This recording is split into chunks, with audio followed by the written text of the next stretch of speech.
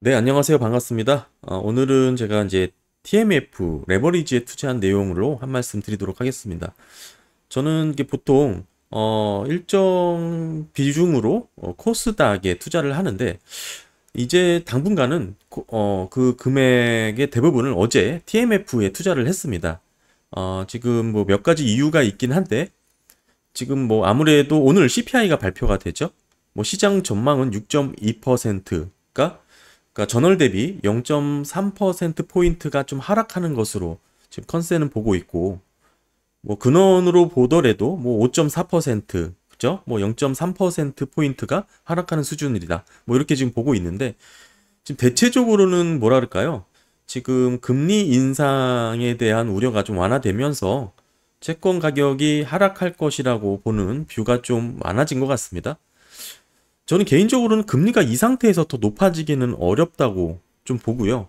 물론 TMF가 20년 이상의 장기 채권이긴 하지만 이 10년물을 보조지표로 참고하고 있기 때문에 10년물을 기준으로 좀 설명을 드리면 기본적으로 이 3.7%에 가까운 이라는 의미는 지금 미국의 연준의 기준금리와의 그 차이가 얼마 나지 않는다는 뜻이죠. 그 뜻은 결국 어떤 결과를 초래하냐면 금리가 계속해서, 그러니까 장기채가 계속해서 하방으로 흐를 가능성이 높다. 뭐 이렇게 지금 보고 있는 건데요. 올해나 내년까지는 금리가 조금씩 떨어질 거라고 보는 겁니다. 그러니까 결국에는 지금 10년물 국채 금리가 3.7 뭐 부근인데, 아마 저는 개인적으로 내년에는 뭐 크게 뭐 0.0%까지 내려가진 않겠죠. 뭐 이렇게 되면 엄청난 수익을 주긴 하겠지만 0%까지는 기대를 하지 않고 한 2%대까지만 가더라도 지금의 투자 대비 상당히 의미 있는 성과를 거둘 수 있다라고 좀 보고 이제 투자를 한 거고요. 특히 이제 세배 레버리지이기 때문에 미국 장기채에 투자하는 세배 레버리지이기 때문에 글쎄요. 뭐 의미 있는 수익이 좀 잡힐 국면이다라고 저는 분석을 했습니다.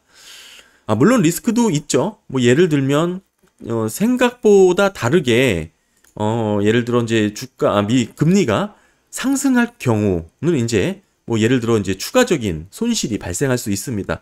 이제 바닥이 이때 부분으로 볼 수 있기 때문에 뭐 이만큼 더 이제 뭐랄까요? 기준금리를 올리거나 뭐 이렇게 될 경우에는 마찬가지로 손실 영역이 크게 잡힐 수는 있겠지만 상방보다는 그래도 하방에 대한 확률이 더 높은 이 시점에서는 글쎄요, 10년물이 아니죠. 장기 채권에 대한 미국 국채 레버리지 투자는 그렇게 리스크가 높다고 저는 판단하지 않았고요.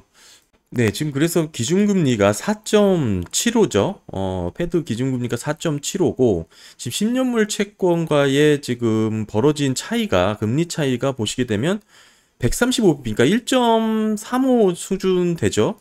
지금 뭐 105bp죠. 정확하게. 그러니까 1.05%가 의 차이를 지금 보이고 있는데 역사상 그렇게 벌어진 적이 없습니다. 그러니까 결국에는 지금 기준금리가 이제 하방으로 이제 떨어질 것이다. 이렇게 지금 예측을 하고 있는 것이고요.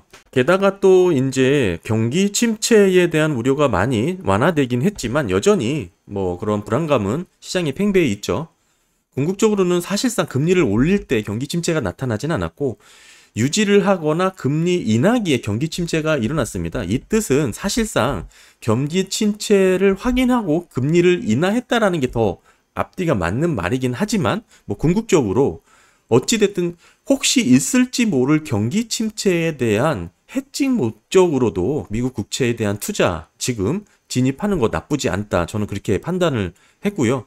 뭐 물론 계속 들고 있을 생각은 아니고 뭐 3% 이하까지 10년물 국채 금리가 조금 떨어지는 모습이 나온다. 뭐 그러면은 뭐 일정 수준에서 이제 수익을 실현할 계획입니다. 뭐 이건 저만의 이제 개인적인 뭐 희망 회로죠. 사실상 그러긴 하지만 뭐 지금 사실 미국 국채 장기물에 대한 투자는 글쎄 이제 뭐 들어가는 것보다는 네, 뭐 사실상 하방보다는 그래도 안전하게 투자할 수 있는 여력이 곳곳에서 감지가 좀 많이 됐다라고 저는 좀 보여지고 게다가 뭐 특히 지금 뭐 전반적인 미국 국정의 이제 운영 상황도 뭐 고려를 해본다면 이제 인플레이션을 이제 꺾이고 관련 수치가 좋아질 수밖에 없는 여러 가지 요인들 중에 대표적인 것으로는 한 두 가지 정도를 꼽을 수가 있는데요. 첫 번째는 이제 이민자 관련된 관련 법이 좀 해제되는 부분이 하나가 있고, 또 하나는 이제 또 그게 있죠. 인플레이션 CPI 지수를 측정하던 비중 자체를 이제 1년 단위로 좀 타이트하게 비중 자체를 조율을 하는 것을 변화시켰다라는 건데, 당장에 지금 모멘텀을 갖고 빠르게 나타나지 않더라도 결과론적으로는 이제 추세적으로 꺾일 수밖에 없다라고 이제 전망하는 분위기가 많습니다. 뭐 물론 뭐 초반에도 말씀드렸다시피 뭐 무조건 따라 하시거나 하시다가는 큰 손실을 입을 수가 있고요. 특히 이제 기준금리가 생각 예상 외로 오르거나 오른 상태에서 꾸준히 유지되거나 뭐 이렇다 그러면은 글쎄 생각만큼 좋은 흐름을 보이지 못할 수도 있습니다. 만약에 오늘 물가 상승률 CPI 지수가 뭐 예상 컨센을 하회해서 뭐 6% 이하로 나오게 된다면 뭐 또 크게 뭐 좋은 또 모습을 또 이어가겠죠.